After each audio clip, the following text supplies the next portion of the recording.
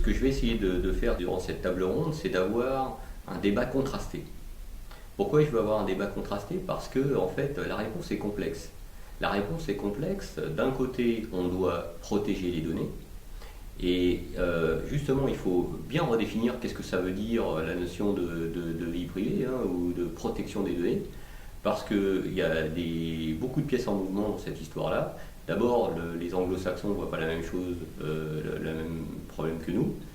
Nos entreprises sont quand même confrontées dans une compétition mondiale et donc il ne faut pas qu'elles prennent du retard, donc il faut qu'elles aillent très très vite. Et aussi les comportements des utilisateurs et la notion de vie privée pour les jeunes utilisateurs est totalement différente de la notion de vie privée de ma génération. Donc tout ça se mélange en même temps et c'est en ça que je voudrais pendant cette table ronde amener différents points de vue, différents éclairages sur le sujet et aussi apporter des solutions. Aussi bien dans le côté il faut avancer, faire de l'innovation, mais en même temps essayer de leverager les contraintes de vie privée qu'on pourrait avoir comme un bénéfice aussi concurrentiel. Mais c'est une importance stratégique puisqu'on parle d'avantages concurrentiels, on parle d'emploi et donc on parle aussi de la force du système bancaire français.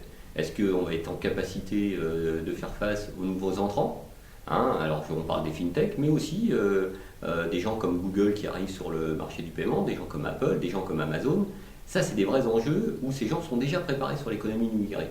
Comment les banques vont rattraper leur retard, voire dépasser ces nouveaux entrants? C'est ça l'enjeu.